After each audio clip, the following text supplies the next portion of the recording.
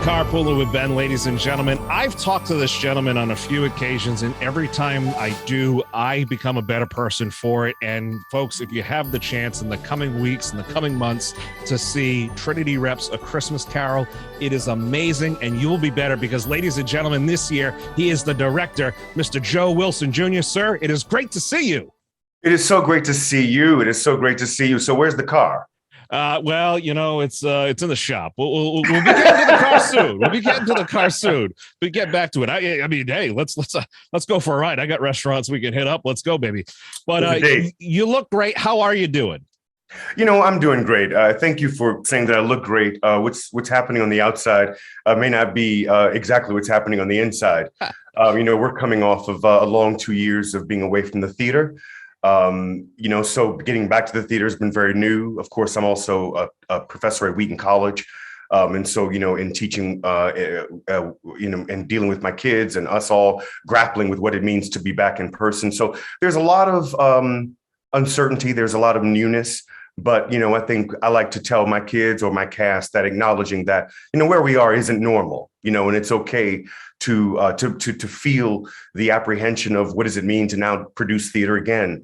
But I'm so happy that everyone has done so with grace and with a generosity and a sense of humor, which is precisely what Christmas Carol is asking of all of us in the end. You know, a couple of years ago, you and I sat in the lobby right before you were about to light the big blue bug, and you talked about it. It was so great, and a lot of people have told me that, you know, they've gone back and watched it. You talked about the fact of community. It's just bringing people together, and not that long after, the world went crazy and we couldn't do that. So I think your speech, not necessarily, but your answer and your reflections on that are so critical, because really the theater is all about community. The theater is all about community. And, you know, I have to say that moving to Providence almost, 17 years ago now, you know, I was seeking something in my career that I couldn't always identify. You know, I came into this business pretty late in life. I was basically a senior in college and took an acting class, and it changed my life.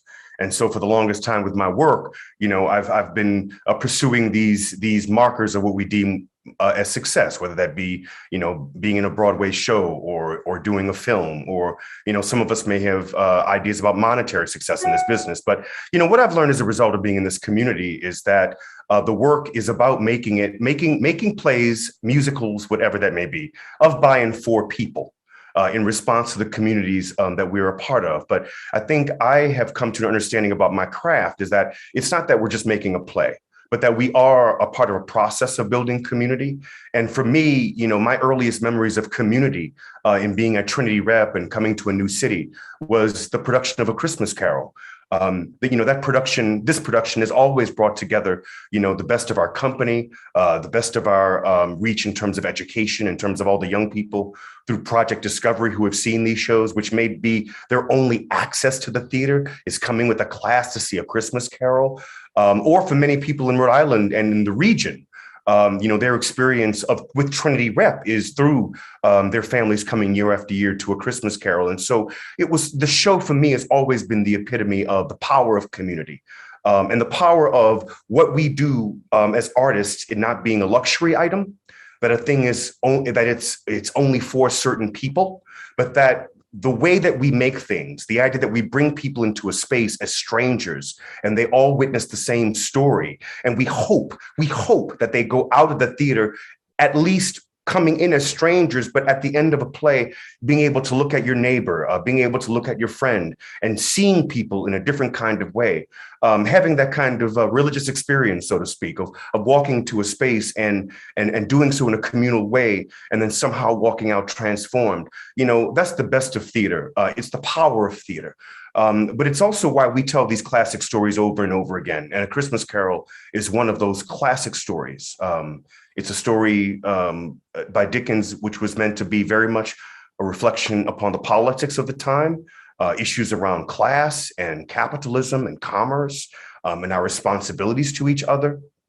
And then our responsibility as artists, no matter what play that we do, whether it's a classical play, a classic play, or a new play, is to ask ourselves, why are we doing this play now? What does it mean Yeah. now? Yeah. And, coming out of a period of isolation, as we all have, and looking at a central character of Scrooge who has chosen to isolate himself from the world, I think there's no better story to tell now than this classic tale. So I respond to that with a few different things. One, I never thought you'd be able to top what you said a few years ago about community when we were making the Big Blue Bug video, but obviously you just did that. The other sound you hear in the background is a lot of like millions of people clicking to sign up for your class at Wheaton, because you just, I mean, the way you sum it up, and folks, you're watching this, you don't realize this, but I mean, this man just came off of like 99 hours in one weekend of tech rehearsals and putting everything together, because A Christmas Carol comes to life this very weekend that this is being released here in Providence. That was my first exposure to Trinity Rep and really to theater. Fifth grade, we took our class trip to Trinity Rep. It was amazing. And it was something, I'll never forget that trip. Never in a million years, because it was so, you said your class for your theater in your senior year of college was life-changing. That was a very life-changing thing for me as well, because I experienced, I mean, I've been a musician, so I loved the music aspect, the Ebenezer. Is that still in, by the way? Yes, it is. You change everything every year about the show, but you leave some of the classics in. It's always different, and that's something over the 40 plus years that this has been running.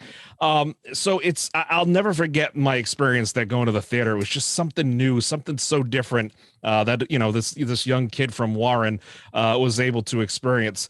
What does it mean to you to get the tap, to get the signal? We're sending in Joe to be the director this year. What does that mean to you? Well, aside from a lot of sleepless nights. I get emotional thinking about it. It's humbling, you know. This show means so much to the theater and to the community.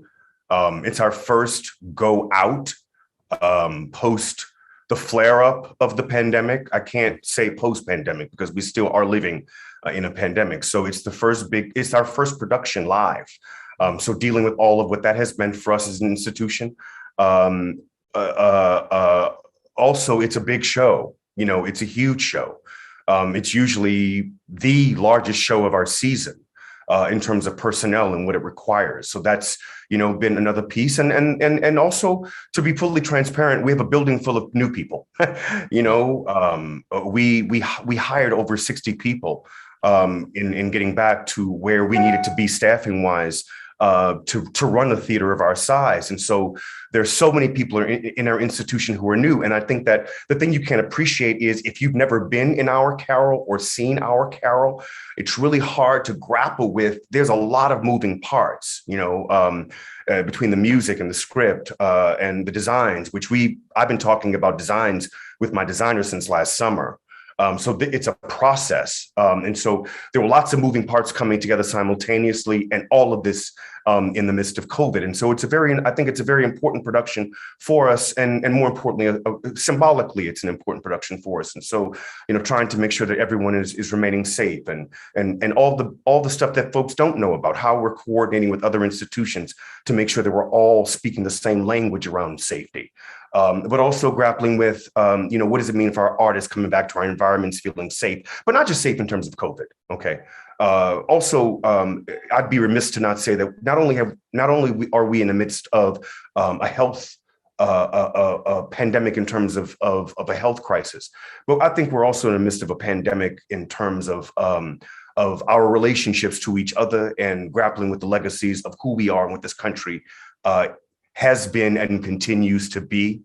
And so a lot of my time over COVID was not only lamenting the loss of being able to do a theater and being able to see family and just being afraid of getting sick, was my reflections upon what it has meant to me as an African-American gay man in this craft, in this art form, and thinking about my place as we are grappling with, I hope is a sustained effort to create a more equitable and diverse and inclusive and humane culture.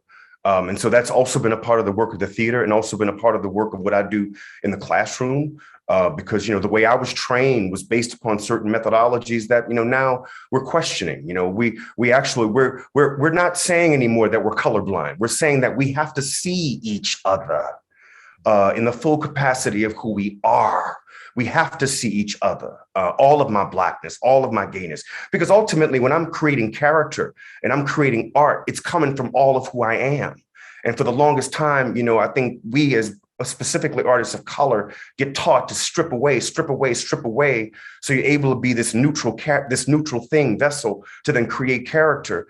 And I think it's created very problematic practices in theater, And so, what was important for me with this Christmas Carol is what I love about also those project discoveries is seeing all those kids of color out in the audience, and they're seeing reflections of themselves on stage, which is the power of representation. But also my job as a director and as a teacher and as an artist is to be very intentional about how I craft story, and it was important for me to have my company of A Christmas Carol to reflect a world that we as an audience could see ourselves in. Yes, it's a Dickensian world. Yes, it's oldie-timey. Yes, they're gorgeous costumes. Yes, we're using all that original glorious music that we love. I think in many ways, the production is a, quote, very small T traditional production, but there's some twists in it. And but the most important thing for me was to create a world that was fully representative of a world as we understand it as contemporary people, and then using that as a way to further isolate Scrooge.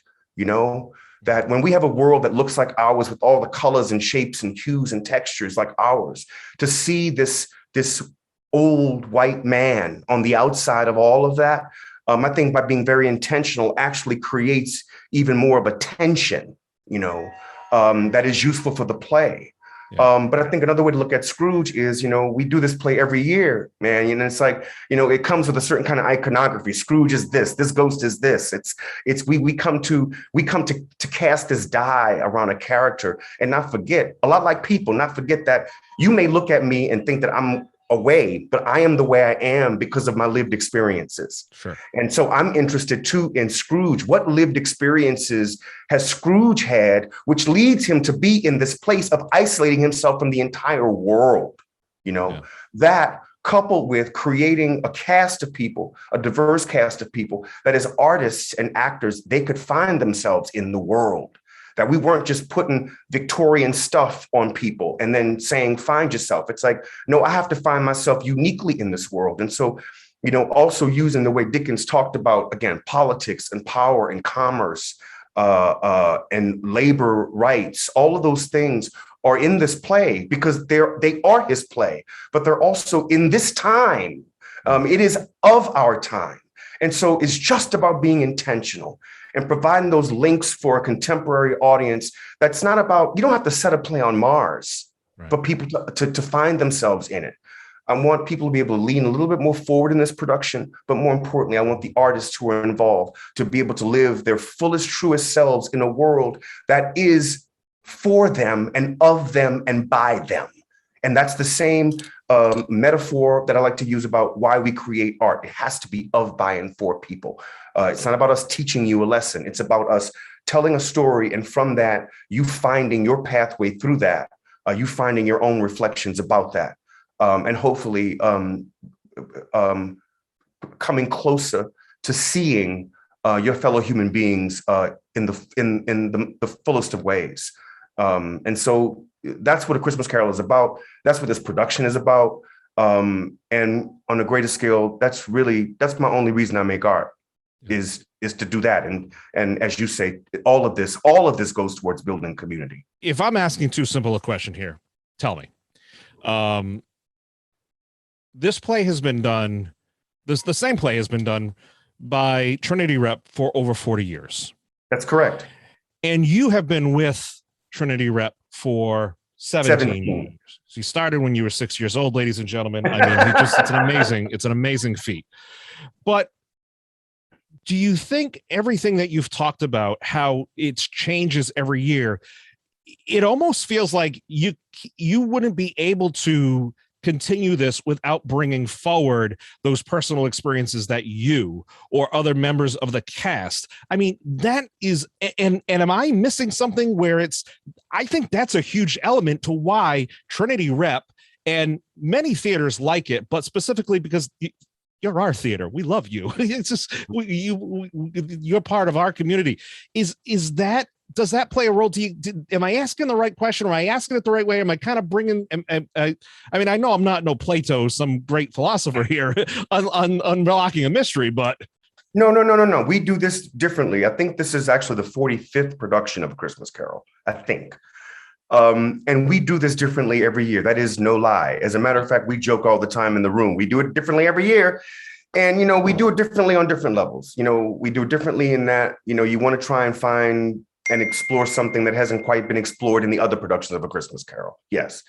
Of course, every director, every member of the cast is coming in with their own ideas around what it is this year. Of course, a director, along with my designers, are designing the frame and the container for the play to take place in, choosing Sure. time frame, choosing the decade span, choosing, kind of a historical grounding of the play and in the way that we're going to tell it. We've had this play take place in the 50s. We've had all kinds of incarnations of this play.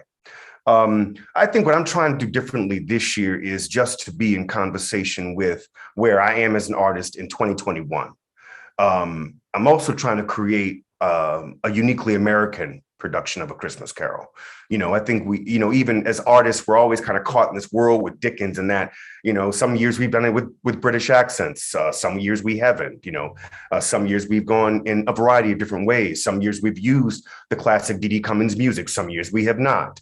But actually, I set myself out on a quest to, again, create a world that is Dickensian and that is oldie-timey, for lack of a better term, that has this sense of another place before us, but yet that wouldn't allow my audience to sit back and kind of just, oh, I know the story. Oh, yes, in the end, Scrooge is going to come around and it's good. No, to actually lean a little bit forward and go, maybe I don't quite know what's going to happen here. Yeah. I think there's always been something. There's always been an element of that, and hearing you speak about it so passionately, so deeply, because this is you. I mean, let's face it. This is those are your thoughts. Those are your, that's where your heart is. And I think to hear that in a different way than maybe I mean, people will be sitting in that room, to watch and to enjoy the artistry, but they maybe have never heard a director talk with such passion. Not saying that none of the directors had that level of passion; they all do. But to be able to hear it is something quite incredible. Well, I gotta say that people, but folk like you, and I thank you for you've always been very supportive of us and supportive of me, that you give us platforms to talk about the process. And I think people don't have they come to the show and kind of think sometimes maybe it just sort of happens, Sure.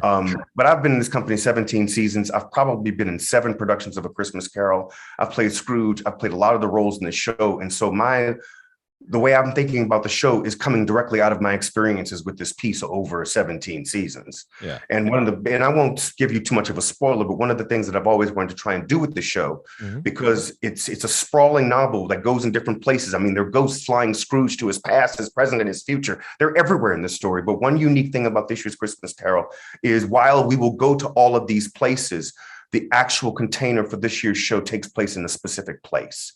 And it's a place that's near and dear to me.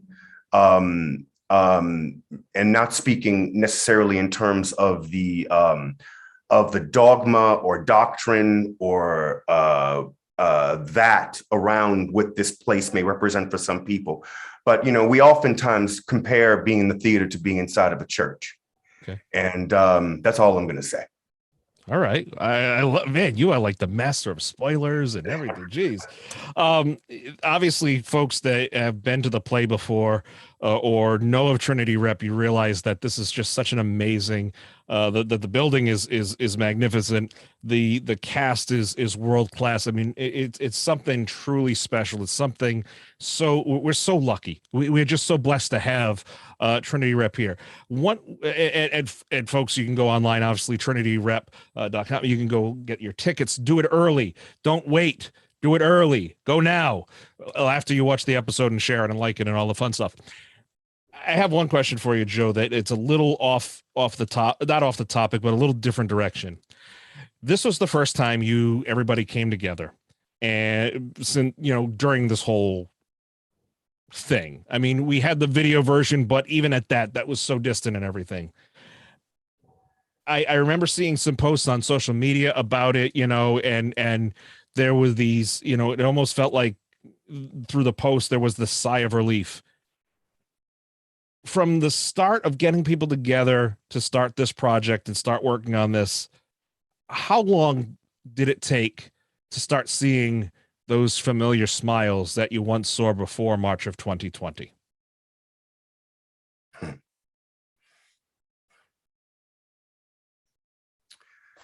It's still a process,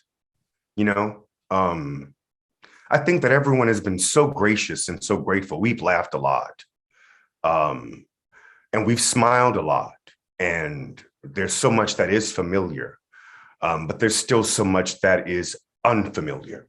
And as I've told the company, and as I've told even moving into the space the other day, when we had all of our technicians and backstage people and the theaters filled with folk, that let's not pretend that this is normal, and that's okay. And so giving folk the permission to be where they are, to not, I've been frustrated sometimes with, we all want to kind of get back to normal, get back to normal. And, I don't know what normal is right now. I don't feel like I know what that is. And there's a piece of me that doesn't necessarily want to go back to normal. What was normal, what was before, is not necessarily what needs to be now. And so I'm talking about COVID, and I'm talking about a lot of things here. So what I will say is that everyone in that building is so happy to be back to work. Everyone in that building is so happy to be able to be in the same room with a human being. Everyone is so happy to not have to rely on Zoom all the time. It's like, I get on the thing, and it's like the first time I see myself in the mirror is like on Zoom. It's like, then you fix Zoom. It's like, it's been a nightmare. So we're actually able to breathe the same air and be in the same room.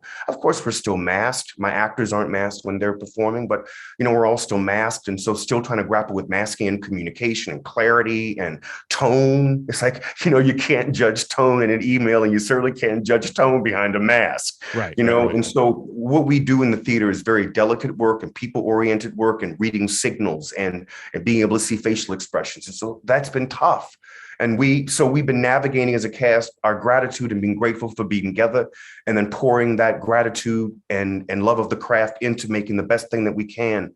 But I'd be a liar to say that we weren't all still every single day still navigating this journey of how we come together again. And that journey of not just how we come together, but each of us we all have our own stories. We all have our own, we're where we are, and just giving everyone the chance to acknowledge that and allow that to be present in the room, not to pretend that everything, be where you are, but we all commit to work on this play and move forward, like I said, with grace, with focus, with clarity, with purpose, but more importantly, with joy, because A Christmas Carol is going to be a joyous production. It makes me howl. It makes me cry. Yeah. It's beautiful. It's beautiful. And it's easy for me to say, I'm kind of at the helm of it, but I'm very proud of this production.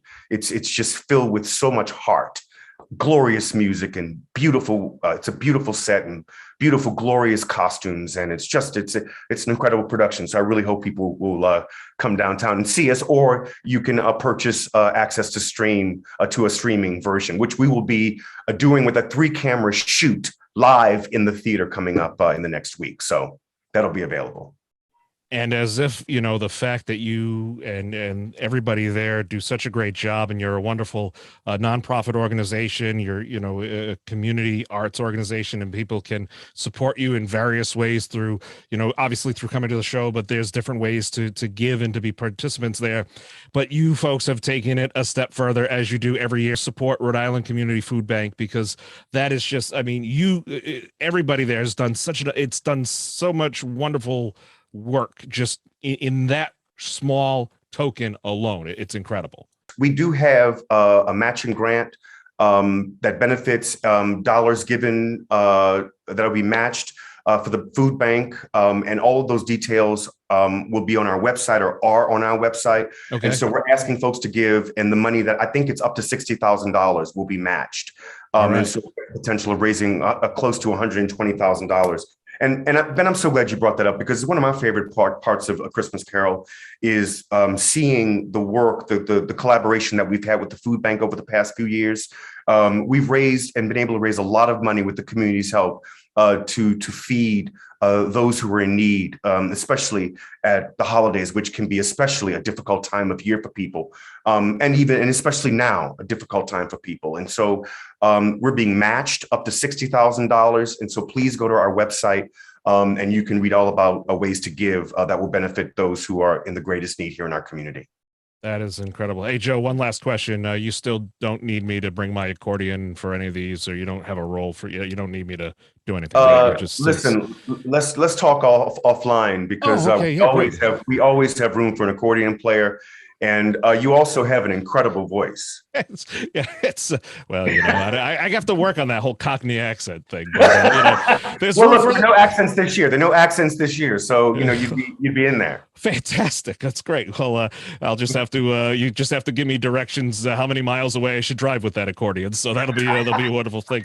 Joe Wilson Jr., it is as always, it's wonderful to just Zoom to kind of sit and chat with you about what's going on, because you bring such you just have such a great way of, whether it's on the stage or off the stage, you do such an amazing job. Communication, somebody once said to me, communication is the only thing that sets us apart from the animals. Well, Joe Wilson Jr.'s ability to communicate sets him apart from the rest of us, morons right here. It's because it really is. It's amazing. And I appreciate your time, and you need to get some rest, and maybe perhaps some Ricola or something for the chords there, because you've got a long 9 weeks coming up. Folks, go online, get your tickets now. You want to become a subscriber also to Trinity Rep, because the theater is back. They've got wonderful shows that'll be coming up in the future. You don't want to miss it.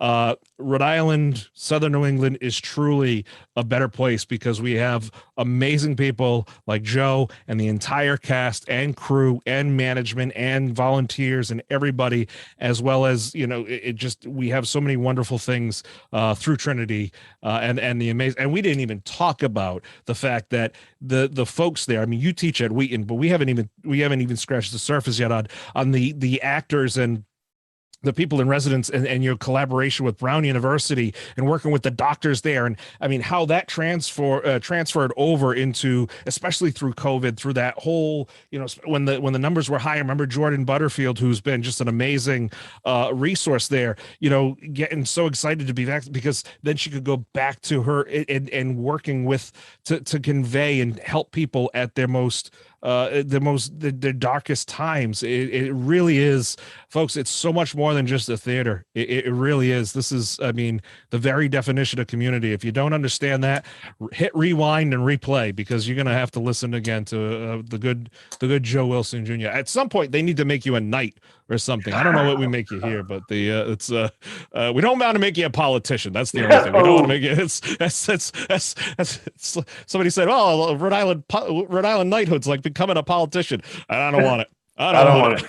No, I'm just grateful to be able to do the work that we do. And, apart from all the great work that Jordan does with education, we have an incredible relationship with the veterans community here in Providence. And the intersections are really quite tremendous. And so, I thank you. I thank you, Ben. I thank you, community, for continuing to support us. But I think more importantly, we support each other. This is a conversation. It's a collaboration. And we're so thankful I'm so thankful to be able to have been able to do that for 17 years, and with many more years, I hope, God willing, to come. So thank you so much. I really appreciate it. This has been the best 10-minute conversation I've had in a long time, sir. I appreciate it. Folks, go online, follow, subscribe, Trinity Rep, and all the great things that they're doing over there. We want to see you at the theater real soon, people. Come on, let's go. We'll see you soon.